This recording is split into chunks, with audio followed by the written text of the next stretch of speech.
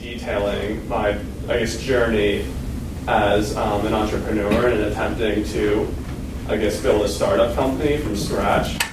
And there's a lot of ups and downs too. It's a very difficult process. And the first thing I want to point out too is I started this in theory May 2016, so this has been going on for a long time. Of course, a lot of it was planning throughout the summer, but eventually, as I got to the senior project, I was able to kick it up a notch and then work on it a lot more. And then, of course, we grew and we're starting to build more advanced ideas by then. So do you click like here? All right. So I guess my journey began at Seablue Startup Weekend, and this was an event held at the Woods Hole Oceanographic Institution, and it was basically a business accelerator for blue economy businesses. A blue economy business is any business that is impacted by or utilizes water. This could be fresh, this could be salt, anything, and the Cape and Islands are a big hub for blue economy businesses right now, in particular maritime. I had gone to that event to pitch an idea for an internship website for high school students because over the summer I was having difficulties, well, not over the summer, over the winter when I was applying for summer internships, I found it very difficult to find them, and I'd have to go to individual like company websites. And I was surprised by how many there were, but there was never a central hub. So I went there. I pitched my idea in 1 minute, which was one of the most stressful things I've ever done. Because a minute goes by fast, especially when you want to pitch an idea to a group of people. And there are a lot of other people pitching ideas as well.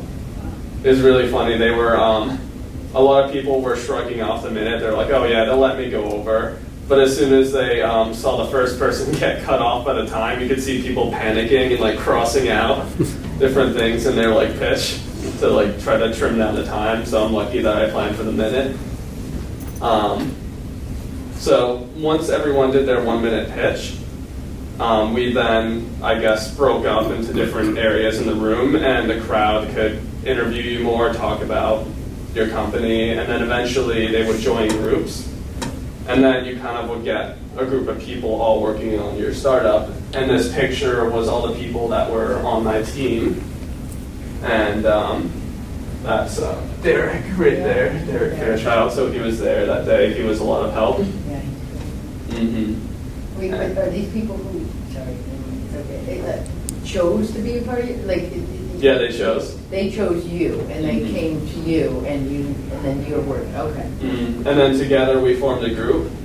And I later learned that my problem for searching for internships is actually present among people searching for blue economy jobs. Mm-hmm. There's no centralized database. The only websites for blue economy jobs are like high turnover, like shipping, cargo ship jobs. So if you're a maritime engineer, it's very difficult to find a job. And then if you search ocean jobs on Indeed, then you get Ocean, the cranberry spray company. Oh, interesting. So it's very difficult to sift through. So a lot of people saw a need for this, and this eventually evolved into a full-scale job posting website. So for 72 hours straight, this was a very intense accelerator. We built a business plan from scratch and had like a prototype website because one of the people on my team was a web designer as well. And we then presented it in a final 5-minute pitch followed by 5-minute questions. At the end of the competition, we were awarded second place. First place got funding to go to an even bigger accelerator in New York. And they told us if they had any budget left, they would fund us to go to New York, but unfortunately they ran out because New York's expensive. And at that event, I met my co-founder, Mara Smith, right here, and the two of us decided to continue the company on and take it to the next level. And at these startup weekend events, I want to say like 14% of all pitches turn into real businesses, and we're proud to be one of them. So right away, the first thing we had to do was build a website and get a logo. So with the help of Kevin, we were able to build a WordPress-based website over the summer. And we spent a long time planning like what we wanted on there, kind of pictures. Here's like the very first, I guess, prototype website before it was even live. And you can see there's a bunch of like stock images here. And here as well, we had also planned to, before we were just job posting, we also had 3 different things. We want to be a products and services e-commerce based website, so we wanted to sell everything maritime. So products, services, so we built a platform where you could book like fishing charters through us. Then when we did like more research and we met with a lawyer for trademarking, we told him our business idea and he said you should get rid of the e-commerce and service piece because of liability reasons. For instance, if someone's fishing and they hook and the child's eye gets like hooked or something, then that could be, we could be liable for that. And then if any fishing charter uses our website and for some reason the boat's not good and it sinks, then there's other issues with that as well. And there's no way we were big enough to like vet every single person through us. So we eventually got rid of that right away and turned to be just job posting. And there's very limited things that could go wrong with like posting jobs. So that's what we decided to pursue. And here we did a bunch of like logo drafts. We had a tattoo artist on the Cape draw a bunch, which are really good at drawing logos actually. Like it's a pretty common thing. And that's the one we finally picked in the end. That's the one that's on our website. So the reason we chose WordPress is it's only moderately difficult, so it's not like building an HTML website from scratch, but at the same time it's not super easy, so you can actually like do stuff with it. There's a lot of variabilities. You can customize your website versus other platforms. You start to look at them and you notice that each website is kind of like the same structure and it can only do basic features. One of my favorite aspects of the website is the ability to use like HTML and CSS. So you can really start to customize, and I started studying that. And when I do the live website demo, I'll show you like which is basic features and which took code to like make. This is an image of some of the back code. You can't really see it because the screenshot's fuzzy.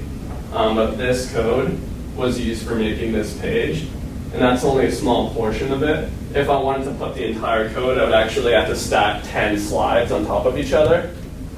So I learned right away that coding is very difficult and time consuming as well. And my co-founder Mara, she doesn't do much of the website work, so she'd always like point out little things. And I'm like, that's gonna take me like 5 hours to build, right? And eventually we were able to like think of ways. But yeah, WordPress, love it, really good website. And we got our domain name, seabluecompany.com as well.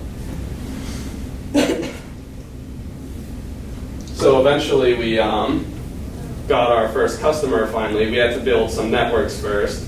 And we did a lot of basic things, like we searched other job posting websites to make accounts. We got a few college and university websites, so we could post jobs to like local colleges in the area, like UMass Amherst, Cape Cod Community College, and a couple others like Mass Maritime.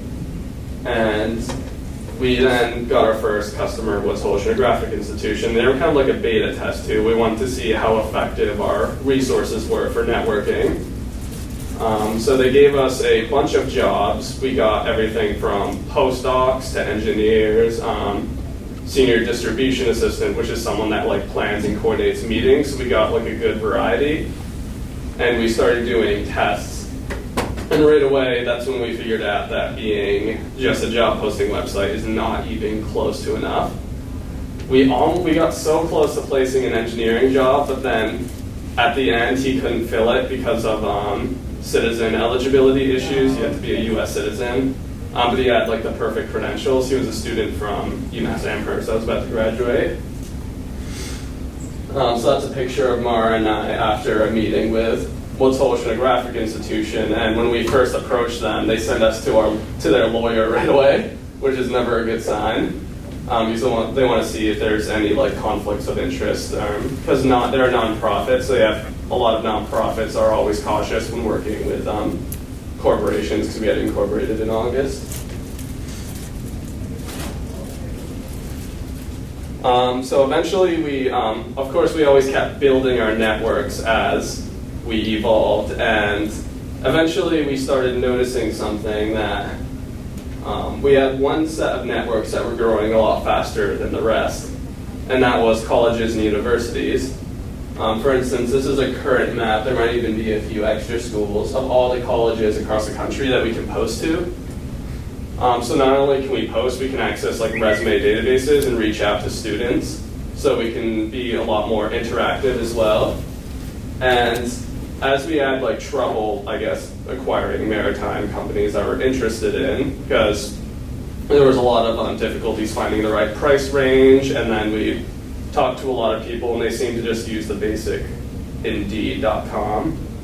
And as we saw our, I guess our networking resources expanding, we decided we could probably go a bit bigger and include all industries. And rather than targeting one industry, we decided to target the demographic, college students, which has like a personal connection. And that was kind of the first thing that I pitched at the Blue Startup Weekend, but for high school students. So now we're focusing on like the college and entry level. So yeah, we have a lot of concentrated schools in the Northeast too, so that helps when we're being located here. And I'll give you guys a demo of how I post to all these colleges at the end as well.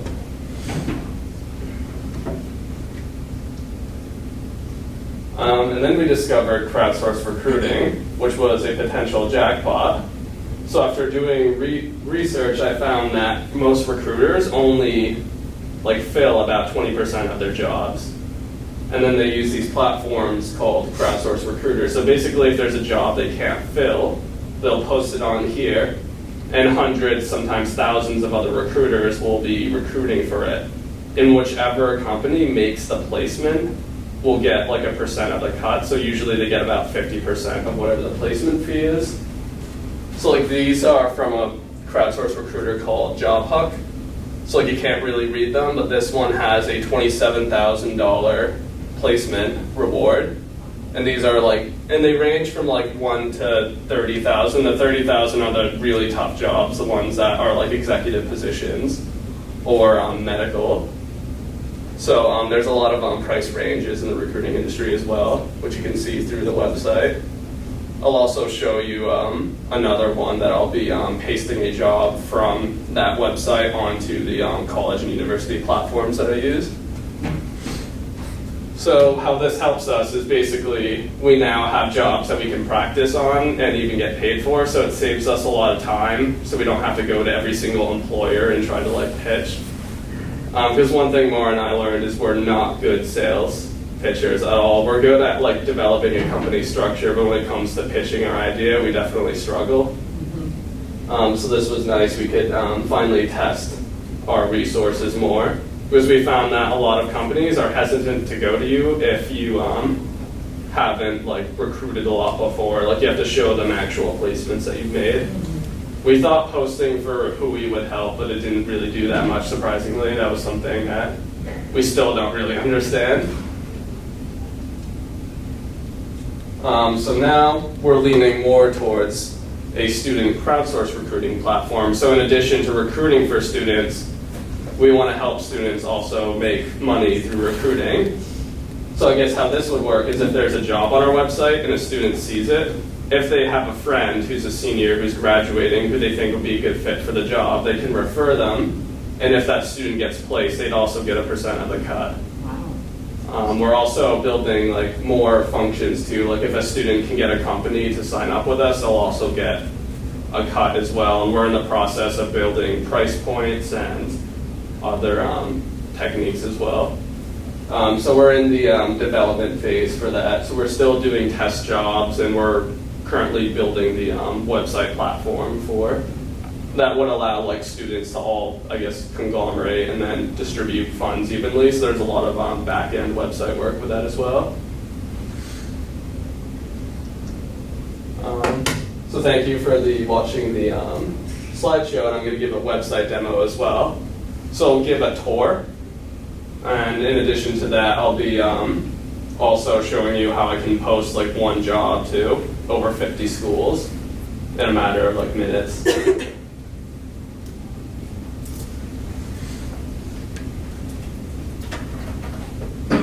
So I'll be working from over here so I can navigate. So this is our home page. And then we have different links here. There should be text, there we go. So we have like our story, which is basically the About Us section. We have our jobs, give back, sign in. And then here's our little blog that we'll update weekly to get content.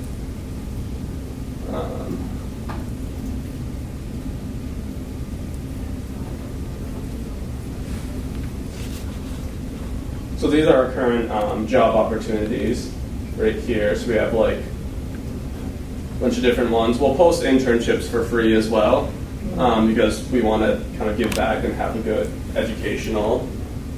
We want to help students find education so they can get more experience. So these are the various jobs. You can click on them and get a bigger description. We'll have an estimated salary here.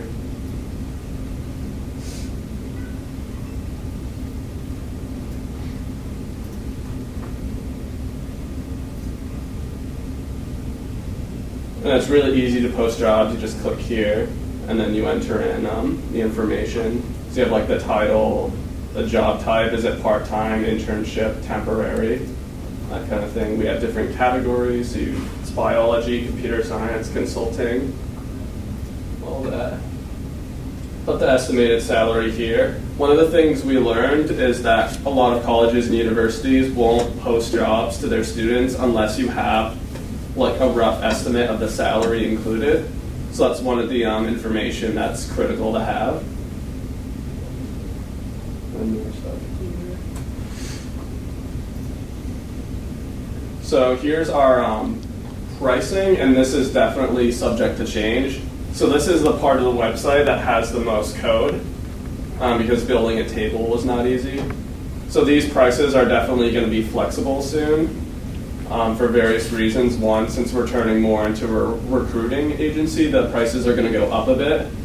And in addition, we're going to operate on a contingency basis, meaning we don't charge until the job is placed, as opposed to like a single fee, like a job board where you pay and then they put your job up, but then you don't know what happens after that point.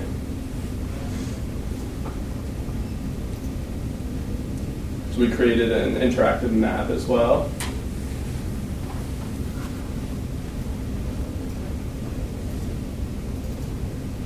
So you can zoom in and click and see like which job is where.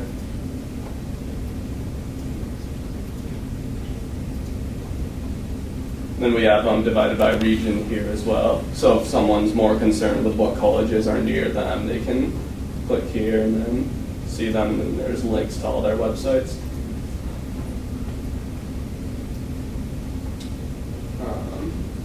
Yeah, our network section is pretty much the same thing. All our parts link together well, so people can see everything pretty easily.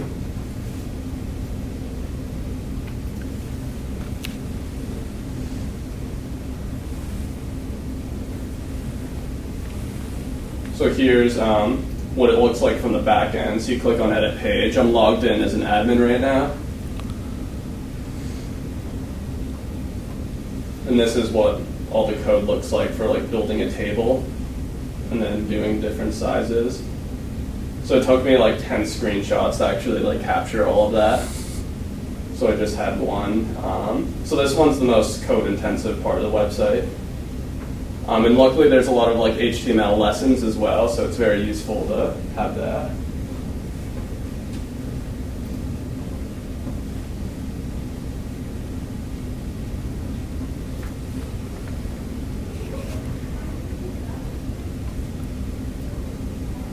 Here's our About Us page. And these are all people that we've worked with that have helped us in significant ways. And this is also our like solicitation letter. So whenever we introduce ourselves to a company, we'll always print it out and then bring it to them, and that's a way they can kind of like get to know us better. Because we find that in addition to just being a company, you also have to have that human connection now as well. That's more important than ever. So yeah, and in our blog, there's only like 5 things, but we have them all archived here as well. So you can visit various months and then see like different posts that we've done. Like, let's see what we did in August. I don't even remember that far back.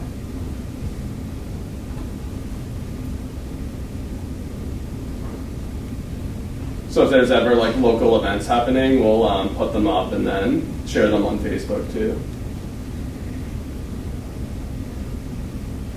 So he was a sales agent with us for a couple months over the summer.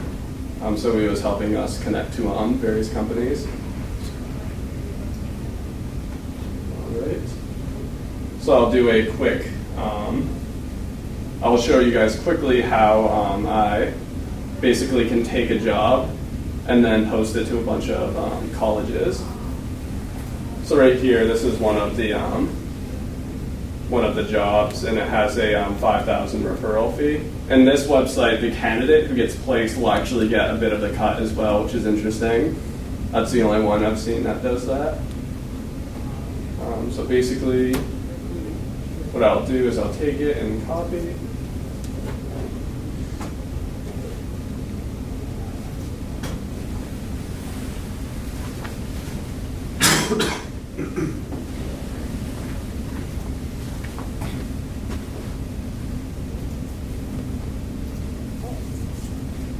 And you type the name, mobile engineer. Whenever you're a recruiter, you always have the company name as well. If you don't include which company you're recruiting for, you'll get your posting rejected by probably 90% of the colleges. And a lot of recruiters do that, like on the crowdsourcing platform. Sometimes they don't even reveal who the company is, and that can pose a lot of like networking problems. So a lot of people are starting to move away from that as well.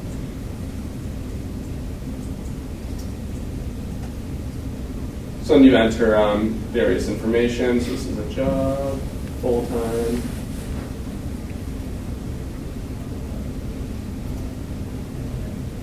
Approximate salary, since it's like a mobile engineer, I'll say 80,000. I'm not going to actually post it right now because I have to do more research into that.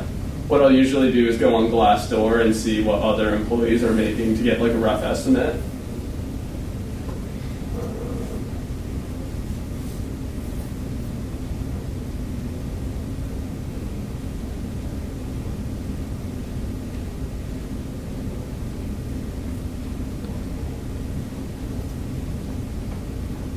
Say data and analytics. Unless it says that it can accept international students, I'll usually just click now. That'd be a nightmare if I got a candidate interested and then they weren't eligible.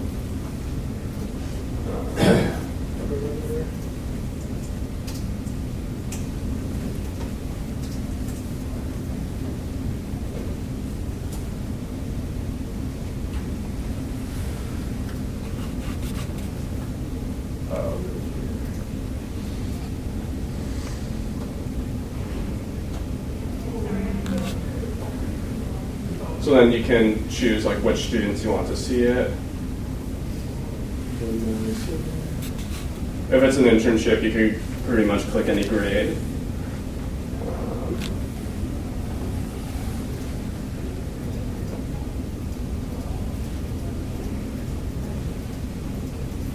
Then you select like which one it is.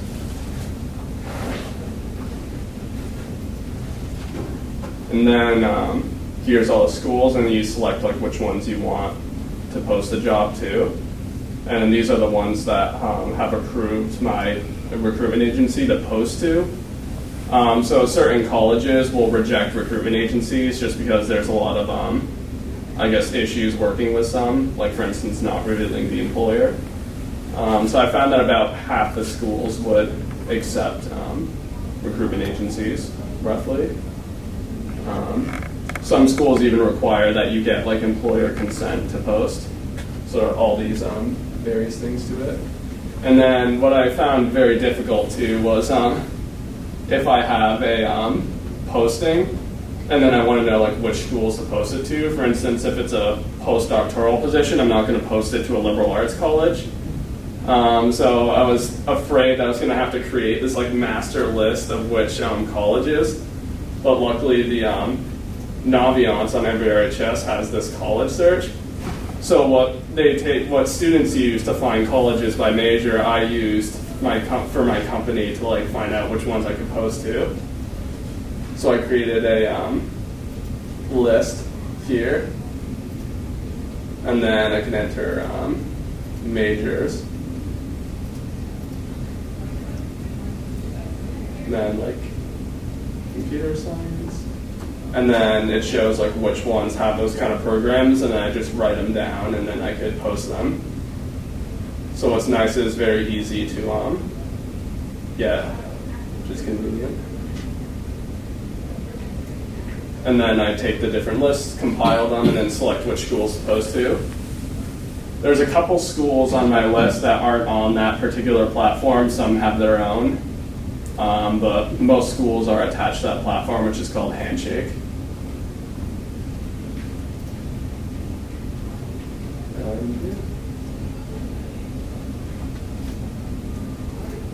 And these are other jobs as well. Whenever I'm posting to Handshake, I always have to make sure it's not more than like 2 years experience, because no one can really apply to that. They do have alumni, but I looked at like the data on what students they have, and it's mostly like college students. Very few alumni stay on. But yeah, in Handshake you can reach out to students as well, so they always make their little resume profiles, and you can search them and then reach out. So if I have a job opportunity that I feel one would be a match for, and they're looking for a job, I could like reach out and recommend it to them. And a lot of this platform is new to like Handshake I was making during my senior project. It took a long time to get approved by them, because there's a big process in order to get in, because they don't want any employer or recruiter posting jobs. For instance, I had to give them like a sample of what I was working with. So this is the job stack. Total, there's about 10 platforms like this where you can recruit jobs and then get referral fees. A lot of them I'm still working on getting approved for, because they're very strict with like which recruiters I'll let in. I've gotten into like 5 so far. And I'd say one of the biggest ones is recruiter.com. They're the largest. And some of those referral fees can be anywhere from like $30,000 to $50,000 for like the executive positions. But yeah, this was. They are recruiting people, and now you want to recruit from there. Mm-hmm. Okay. So in addition to like reaching out to employers, we can use this. What's useful about this is it gives us an ability to test our recruiting resources and see like where we need to improve. It could also, we could find that we have a stronger recruiting capacity for certain industries as well, and then we could focus later on. But it gives us a way to kind of gauge our resources, which is nice. I'm just trying to understand it. I mean, what is the advantage of? So why would they want to allow you to post a job on your site that they're posting here? I mean, isn't it more? They're getting a better return if somebody picks up a job from here. Well, these websites are designed for recruiters, and we don't usually post them on a bunch of job boards. A lot of companies don't like that. Yeah. What's different about Handshake is it's only limited to students, so it's not like other companies can see what you're posting. Okay. So it requires like a login and a student account, so only students can read those jobs. We've moved away from using other job boards just because a lot of recruiters don't like that, because if they could put it on, they would. Right. And they don't want like a million irrelevant applicants, which happens a lot on Indeed. But these are used by other recruiters, and then if you can like submit resumes. Usually recruiters have a database already made of people, so if they see one pop up, they can just reach out to them, start working with them. Right. But we're using the Handshake platform to acquire like interested candidates. Yeah, let me know if you guys have any other questions as well. I got a couple. What form of business did you guys choose? Like what? Are you a LLC? Are you a corporation? We're an S Corp. S Corp. Mm-hmm. And how many jobs have you filled so far? We're still in testing stages, so we're recruiting for jobs. We haven't filled any. We almost filled that one from Hui. Do you have projections on what you think you're going to be able to do? Projections, not right now, because we're still testing our resources. We don't really know how many students are on Handshake. Like, is it 1,000 per school, or is it like 100 per school? And that all depends on like how many kids use it, how many see it. So we're still kind of building. We're using these as test jobs so that we can then build like future progression projections as well. Do you have like a lot of startup costs, or is it mostly labor right now for building all this stuff? It's mostly labor. Luckily, the startup costs were pretty low. The most expensive was determining whether or not we could actually use our company name, because we had to hire a trademark lawyer, and he also looked at our company structure to make sure everything was good. Yeah. But a lot of the website costs were one time, except the domain, and they're very inexpensive.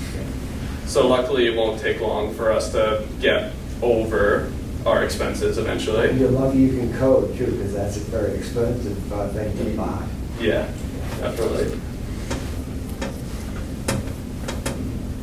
How are you gonna balance your, I mean, you're going off to college, this work, and then of course you've got your science, your research work in another realm. I mean, are you worried about that at all? I mean, there's a lot on your plate. Yeah, so one of the things that we have noticed is that Mara and I are both working part-time on this, so it does progress limitedly. If we're both working full-time, we could be a lot farther, but we can't like always risk that necessarily. Of course, yeah. I find that balancing this over the senior project was easy because I had 3 periods to work on it. In college, it all depends on what the actual workload will be. Because I'm not sure. I could actually have more time because the classes tend to be shorter. But yeah, usually we'll have like one science project, this, and then schoolwork in general. So that's how I balance it. Keep those 3 activities pretty equal. Yeah. So is this something that once it's up and running, you could have it as a second job type of thing where it sort of runs itself after a while? There's very little upkeep with this, which is nice. Like we don't have to stock inventory. We don't have to like continuously buy things. It's more about just checking if new jobs are up, posting them, and then recruiting for them, which does take a lot of time as well. I mean, if we're just a job board, we could put it up, but we wouldn't really fill anything if that was the case. When are you going to incentivize the students as mini headhunters? What's your game plan on that? So that's going to be big when I go to college. I'll be at Clark University, and there's a bunch of schools in the area, which will be perfect. 13 in Worcester, from Worcester. 13 colleges. So first I'm going to take jobs like these, put them up, and then give students like a % of the cut. We're still figuring out those numbers as well. Like how much is too much, but at the same time you need to give them incentive to work with it. Sure. And then if we charge employers how much we're going to charge, that's the other big question. Right. That's a great idea. Yeah. And if students can get companies to use our services, we'd probably have to train them first because we don't want random students like speaking for our company necessarily. That's hard to control that part. That's one of the things we're looking into right now. But if they refer our company to us, they'll get like an even bigger. So how are you gonna let the students know? You can do it yourself at Clark, but if you decide to use all of the colleges that you have associations with right now, how are you gonna go out and reach out to the kids to let them know that this is an option for them? So luckily Handshake has that resource where I can reach out to individual students. And I can also see like which students were most recently active, so then I can send them messages. So I'm not just sending random students who haven't logged on for like a year. Yeah. And then I'll have to check policies first too, because there might be, I want to make sure I can do that and not get kicked off a Handshake for doing things Right, that 'cause could that's have. kind of what they do, right? Well, they're just a platform for companies to post jobs. They're a nonprofit, so they've actually gotten funding to do this, so they don't charge for their services at all, which is nice. Great.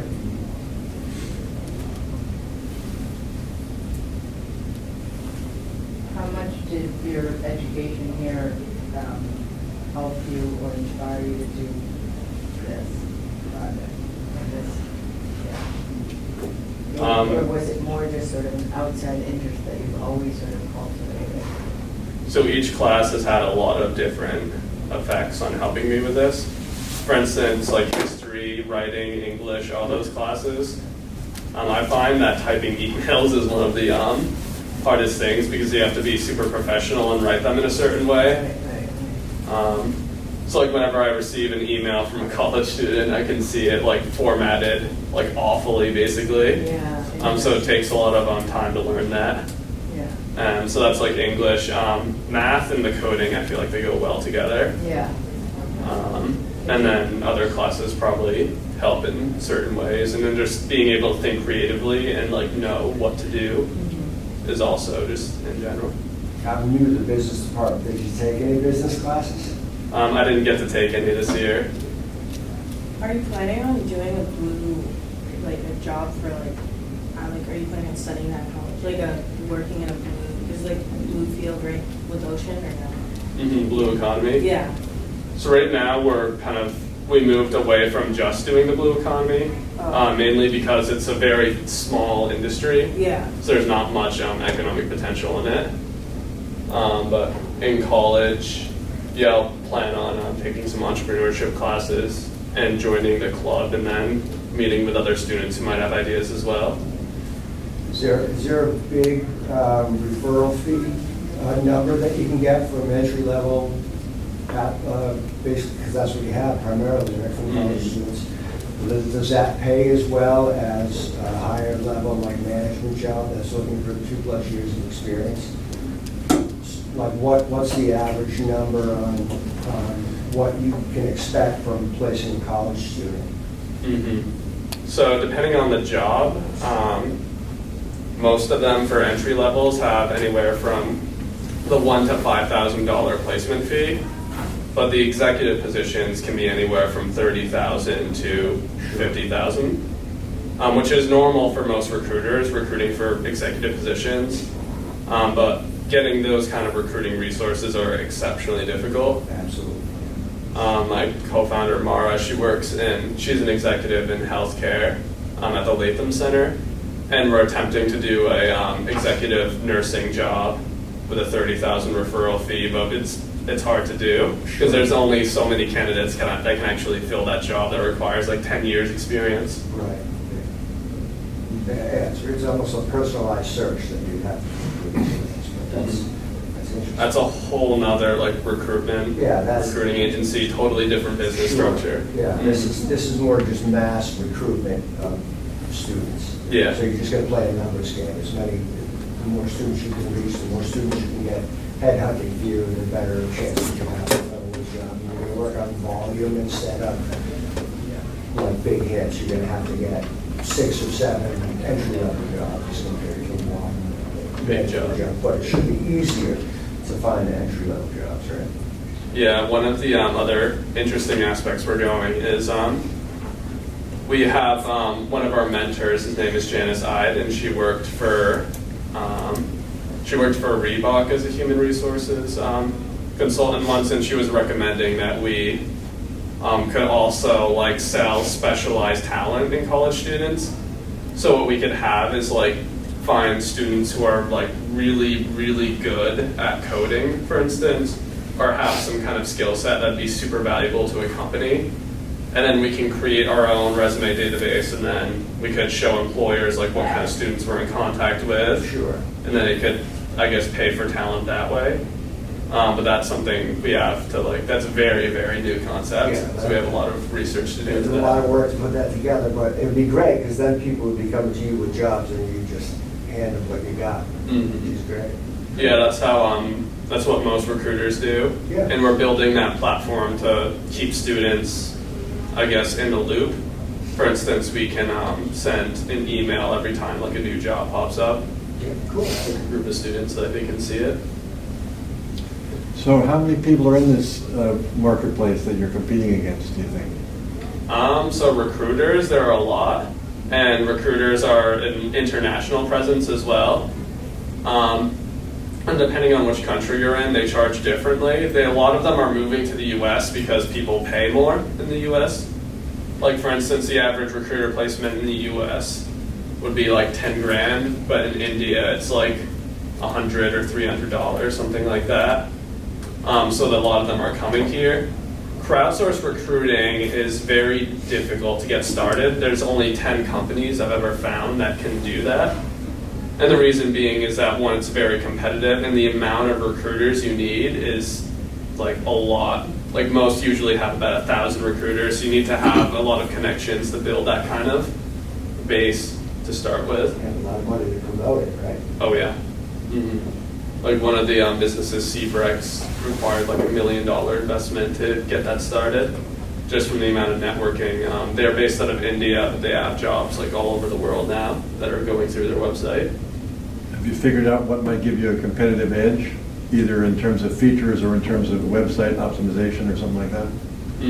So I have SEO integrated into my website, so it pops up a lot. But we find that you still need to like be able to reach out to employers and have something unique in your own business structure. So what we're aiming at right now is being something in between a recruiter and a job posting area. Since we're entry level, we'll charge less than like these guys that charge 10% of the starting salary. And then we'll offer basically like really strong student recruiting resources. Now those price points are a little tricky because you need to have it low enough to be incentive to employers, but it needs to be high enough for students that want to do it. For instance, we're thinking that students would probably need like a $200 to $300 referral fee minimum to actually like start looking for friends to You're get going to into need to jobs. build a ton of students in order to have that Yeah. work too. So that is definitely a lot of promotion that's going to need to get done to make that happen. Yeah. Very good. Thank you. Right.